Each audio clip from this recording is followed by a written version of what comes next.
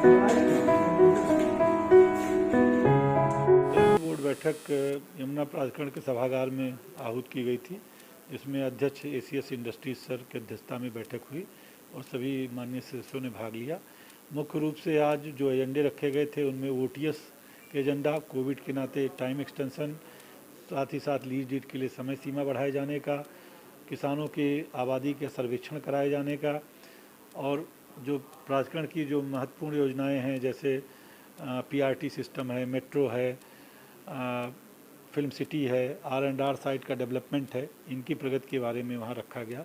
सबसे मुख्य निर्णय रहा ओटीएस का वन टाइम सेटलमेंट की स्कीम ला रहे हैं। अलाटमेंट की तारीख से आज तक जितना पेनाल्टी लगी है, जो पेनल इंटरेस्ट किसी के ऊपर लगा हुआ है, वो माफ़ कर दिया जाएगा और जो बची हुई धनराशि है वो लोगों को जो है 4 महीने में जमा करनी होगी। अगर 50 लाख रुपए तक की धनराशि है, अगर 50 लाख से ज़्यादा की धनराशि है तो 7 माह दिया जाएगा जमा करने के लिए। यह स्कीम 1 अक्टूबर से शुरू होगी और 30 नवंबर तक चलेगी तथा इसको 2 महीने में पूरी तरह से निस्तारित करेंगे। यह पूरी प्रक्रिया ऑनलाइन होगी। ऑनलाइन जो है इसको अप्लाई करना होगा और ऑनलाइन ही कैलकुलेशन शीट निकल के आ जाएगी कितना इस पैसा ओटीएस में निकल रहा है। ये पहली बार किसी औद्योगिक विकास प्राधिकरण में ओटीएस की स्कीम लाई गई है। इसमें ग्रुप हाउसिंग को छोड़ करके अन्य सभी प्रकार के आवंटियों के लिए स्कीम लाई गई है, जैसे आवासीय, संस्थागत, इंडस्ट्रियल और बीएचएस। ये सभी 4 श्रेणी के आवंटी इसके अंतर्गत सम्मिलित होंगे। ओटीएस के अलावा आवंटन के लिए ऑब्जेक्टिव क्राइटेरिया निर्धारित किए गए हैं। 4000 मीटर के आवंटन जो औद्योगिक आवंटन होते हैं वो ऑब्जेक्टिव क्राइटेरिया के बेस पे होते हैं, तो उसमें कई प्रकार के इम्प्रूवमेंट किए गए हैं, जैसे टर्नओवर का कितना होना चाहिए, ऊर्ध्वगामी लाभ कितना होना चाहिए, नेटवर्थ कितना होना चाहिए, तो लैंड सबके अगेंस्ट कैपिटल इन्वेस्टमेंट कितना होना चाहिए।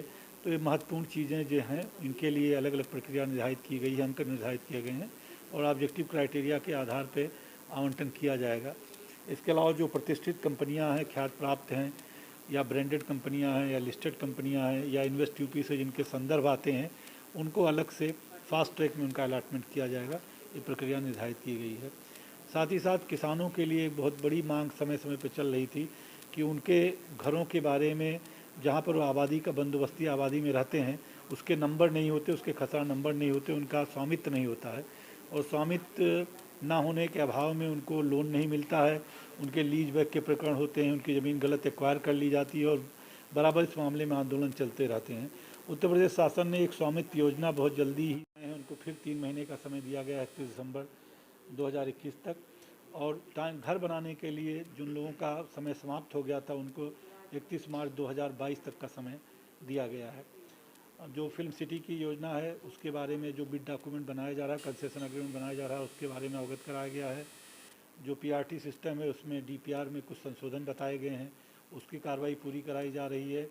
और जेवर एयरपोर्ट से लेकर के शिवाजी स्टेडियम तक जो एयरपोर्ट एक्सप्रेस बनाई जा रही है उसकी डीपीआर के संबंध में काफ़ी डिस्कशन हुआ है और एक एनएमआरसी द्वारा भी इस संबंध में एक डीपीआर बनाई जा रही है सेक्टर 142 से लेकर बॉटनिकल गार्डन तक।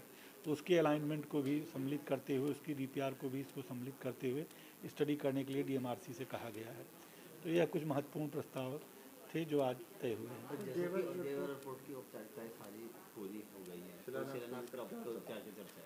हैं। शिलान्यास को जल्दी ही होगा क्योंकि वहाँ पर पानी भरा है, लो लाइंग एरिया है, तो बाकी वहाँ पर जो काम बाउंड्री वाल का काम चल रहा है और लेवलिंग का कार्य चल रहा है।